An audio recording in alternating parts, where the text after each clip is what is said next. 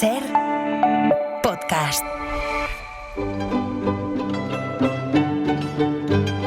En La Ventana acontece, que no es poco, un relato personal de la historia, con Nieves con Costrina, Cadena Ser. Hoy tengo la sensación de que vamos a salir de este acontece un poco cariacontecidos. Nieves con Costrina, buenas tardes. Buenas tardes, Rafa. A ver, ¿cómo porque estás? según la RAE, cariacontecido es aquel que muestra en el semblante pena, turbación o sobresalto. Y claro, si nos ponemos a repasar, como vamos a hacer ahora, la de veces en la historia que hemos intentado prohibir el uso de armas químicas y de lo poco que han servido todas esas prohibiciones, me temo que sí vamos a salir con algo de pena, no sé si turbación y no sé si sobresalto, ¿no? Sí, yo ya no sé si estamos anestesiados o es que nos da igual o qué, pero es verdad que el mundo lleva firmando acuerdos para hacer tal o cual cosa y que luego ni hay capacidad para hacerlo cumplir, ni voluntad para cumplirlo, pues esto ya está demostrado. Probado. Y no nos vamos a secar ahora la boca diciéndolo. Pero en este mes de junio que estamos se cumplen 100 años desde que se firmó uno de esos protocolos de nombre kilométrico que suena muy bien y que luego se saltaron a la torera todos los que quisieron saltárselo, porque si te lo saltas no pasa nada, luego resulta que no pasa nada. En junio de 1925 se discutió, se aprobó y se firmó en Ginebra voy a coger aire, protocolo relativo a la prohibición del empleo en la guerra de gases asfixiantes, tóxicos o similares y de medios bacteriológicos. Que no falte de nada. Está todo. Este chorizo de palabrería se resume en que pretendieron prohibir las armas químicas y las biológicas. ¿Sirvió para algo? Me preguntas tú con voz entrecortada. Y tú me lo preguntas. Pues ya eres tú. Pues está claro que no. Porque Estados Unidos se hinchó a tirar napalm en Vietnam, porque Rusia ha usado cloropicrina en Ucrania, Marruecos porque en el Sáhara, fíjate, la lista es larga. El Estado genocida de Israel ha utilizado fósforo blanco en Gaza y Líbano, España utilizó gas mostaza contra la población civil en la guerra de África, que alguien dirá, ya me voy a poner la venda antes de la pedrada. Bueno, pero cuando España utilizó armas químicas todavía no se había firmado el protocolo de 1925, cierto, pero es que ya se había firmado otro a finales del 19, que ya no sirvió de nada porque todos utilizaron gases en la Primera Guerra Mundial. Ya. Conclusión, que no sé yo para qué firmamos nada, acuerdos de la ONU, protocolos medioambientales, compromisos humanitarios, pactos armamentísticos, esto es la política del bla, bla, bla.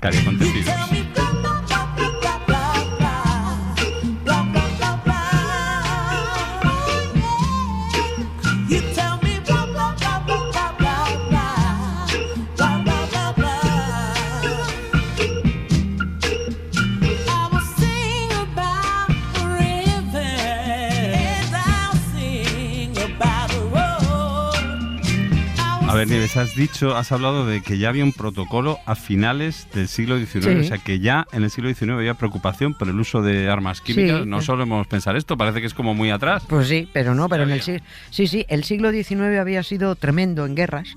Las napoleónicas, que parece que está muy lejos, pero es que no, fue ahí, ¿no? La de Crimea, la de Grecia, las guerras por las independencias americanas, guerra en Rusia, Japón atacando a lo loco. Y cuando se acabó el siglo, el XIX, la mayor parte de los países estaban tan agotados que necesitaban ponerse de acuerdo para dejar de guerrear, para decir, vamos a parar un poco, por favor, para establecer unas reglas en el juego de la guerra y para poner límites a la industria armamentística, que es que ya empezaba a tomar otros derroteros. Es que las siguientes guerras ya no iban a ser solo a tiros y cañonazos. El cloro y el cianuro se estaban investigando como posibles armas.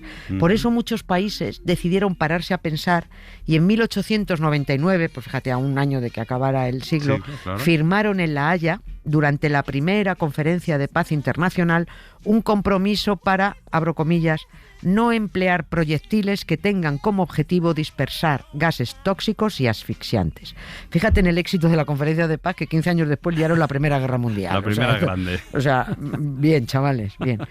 Estados Unidos, por cierto, se negó a firmar, porque dijo que no estaba muy convencido de que el uso de gases asfixiantes fuera inhumano. Hombre, pues total, pues te ahoga, y pero fue no. La primera de las muchas veces que luego se han negado a firmar cosas. Efectivamente, ya ves tú, ¿no?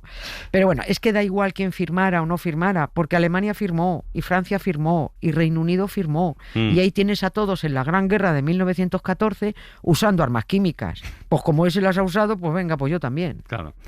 Estoy pensando que igual lo de la primera piedra no sé si encaja muy bien en este contexto. Igual habría que decir en vez de quién tiró la primera piedra, quién tiró el primer gas o quién lanzó el primer gas, algo así. ¿Quién te tiró la primera, no? Pues mira, es verdad, fueron los franceses. Sí, empezaron, y además es verdad, no la primera piedra, la primera granada. Empezaron lanzando granadas de mano lacrimógenas y esos gases obligaban a abandonar los búnkeres o las trincheras. Y ahora salían y pum, pum, pum, pum, pum, te los cargabas. Y al hacerlo los franceses, los alemanes dijeron, ¡oye! Mira, papá, lo que haces, pues yo también, ¿no? Yo también quiero. Claro, yo también. Alemania unió a 3 empresas para que desarrollaran armas con cloro. 2 de esas empresas nos van a sonar mucho.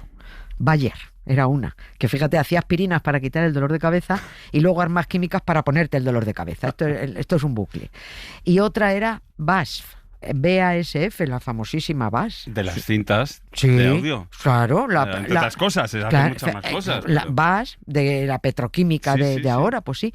La primera arma química que se lanzó contra el enemigo en el siglo XX, porque armas químicas a lo largo de la historia ha habido muchas, y bacteriológicas ya ni te cuento. La primera, digo, fue el cloro.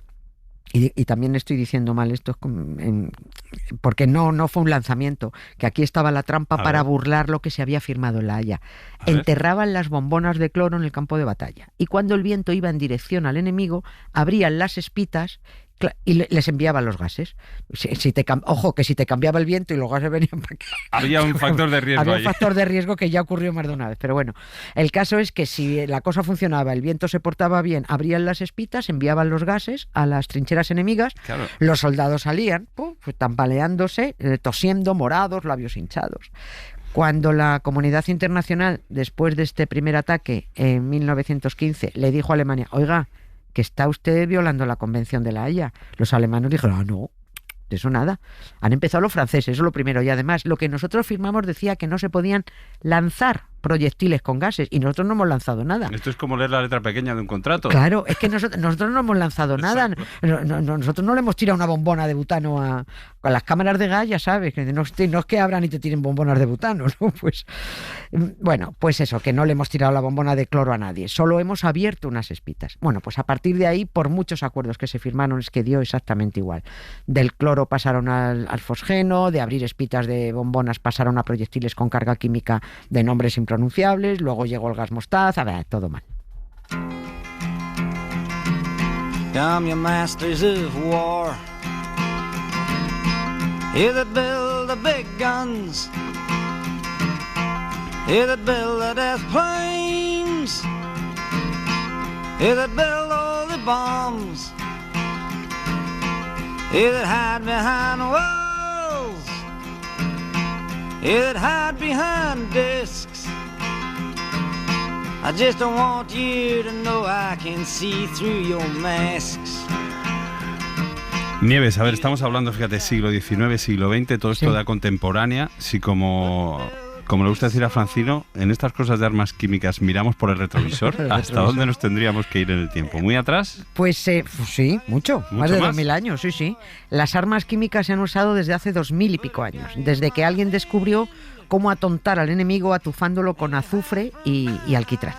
Pero el primer ataque químico confirmado, seguramente hubo antes, pero el confirmado, el demostrado, se produjo en el año 256. ¿256? Sí, en la ciudad siria de Dura Europo, se llama, es un sitio arqueológico ahora. Allí estaban atrincherados los romanos, y entonces llegaron los persas y dijeron eso de entregáis la plaza o os matamos a todos. Y como los romanos no se dejaban, los persas excavaron un túnel, lo llenaron de betún y azufre, y la combustión provocó gases venenosos que dejó listos a los romanos. De película, ¿eh? Sí, esto es alucinante, pero se sabe evidentemente porque los muertos hablan por los codos, y en el año 2009 un equipo británico de arqueólogos analizó los restos de 20 romanos que cayeron en el asedio persa, que estaban allí, y confirmaron que todos habían muerto asfixiados por betún y azufre. Por eso ha pasado a ser la primera batalla donde se usaron armas químicas, el ejército persa el primero que las utilizó y Siria el primer país que lo sufrió. Pues fíjate, el primero que lo sufrió y luego menuda paradoja porque Siria, claro, bajo el régimen de Bashar al-Assad, ya en el siglo XX y XXI, fue de los más polémicos en el uso de armas químicas. Recuerdo, yo creo que era 2013, la línea roja que decía Obama, es el uso de armas químicas de Bashar al-Assad. Tuvimos varios meses pendientes de aquella línea roja. Pues así, porque tenía un arsenal impresionante. Tremendo, Siria. Sí, lo ha hecho en 2013, en 2018, porque el régimen de Bashar al-Assad llegó a almacenar el mayor arsenal de armas químicas del mundo. Se destruyeron muchas tras un acuerdo, otro acuerdo, más acuerdos, pero todavía se guardaron algunas. Yeah. Bashar al-Assad lanzó gas sarín en la región de Ghouta, al noroeste de Siria, mató a 1.400 personas. Este crimen sigue impune y además no se ha podido investigar porque el mundo tiene ese bonito Consejo de Seguridad de la ONU desde el que se permiten vetarlo todo. Claro, los aliados de Bashar al-Assad, que eran Rusia y China, utilizaron su derecho de veto para no investigar nada. Así que ya sabe, viva la ONU. Y por ahí seguirá Bashar al-Assad en Rusia, digo yo. Y respecto a armas bacteriológicas, Nieves, porque, claro, estamos hablando de armas químicas, pero has mencionado antes también las bacteriológicas en la historia, ¿no? ¿Hasta cuándo nos tenemos que ir atrás en el tiempo para que aparezca el uso de armas bacteriológicas en una guerra? Por 2000 y pico años. También 2000 y pico años. Pero sí que no hemos inventado nada. Sí. Además, para alucinar con la imaginación que tenían a la hora de atacar al enemigo con armas biológicas, no solo bacteriológicas. Hay ejemplos para aburrir. Por ejemplo, el cartaginés Aníbal Barca, que hacia el año 180 y tantos, antes de nuestra era, se estaba pegando en una batalla naval contra un rey heleno.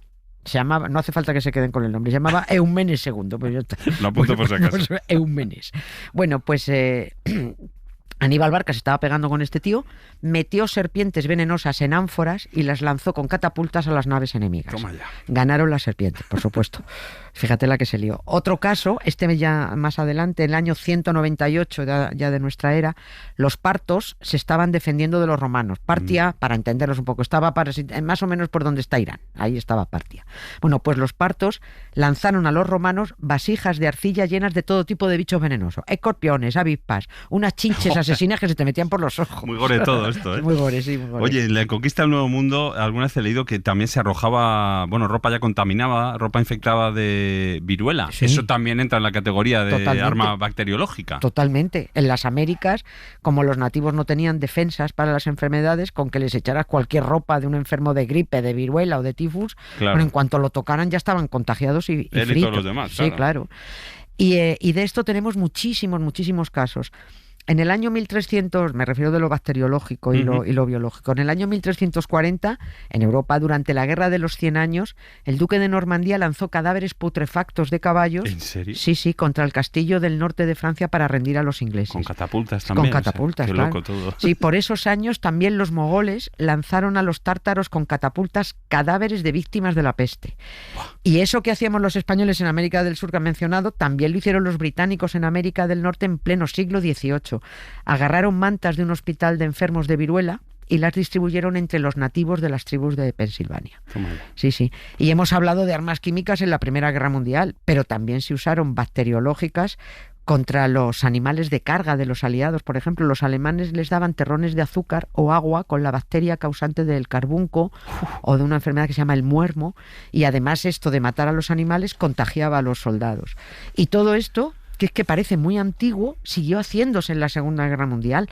Hablamos de mediados del siglo XX con la Segunda Guerra, o sea, esto es hace nada. Estos fueron, esto es un asunto muy conocido, estos fueron los japoneses y su famoso escuadrón 731, que lanzaban bombas de porcelana. Tú qué finos, porcelana. ¿Y eso? Muy elegantes. Bueno, pues para que se rompieran, porque es que dentro iban pulgas transmisoras de la peste. Toma ya. A veces las diseminaban las pulgas sobre las poblaciones simplemente con aviones. También provocaron epidemias de cólera y de carbunco. Bueno, llegaron a matar a unos 400.000 chinos a base de ataques bacterianos. Mira, Rafa, somos lo peor. Pero lo peor es lo peor, ¿eh? 1, 2, 3, 4.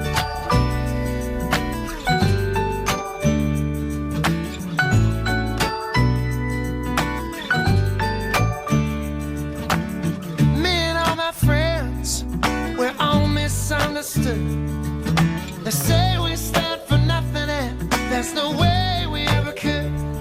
Now we see Pues Nieves, me quedo sorprendido con todo lo que he aprendido sobre armas químicas y bacteriológicas, Pero también cari acontecido, Cari acontecido. por saber lo poco que han servido también todos esos tratados y convenciones de prohibición de armas que se han ido firmando y que no han servido para nada, porque nadie las ha respetado. Muchas gracias. Gracias a La ti, semana Rafa. que viene más. Para no perderte ningún episodio, síguenos en la aplicación o la web de la SER, Podium Podcast o tu plataforma de audio favorita.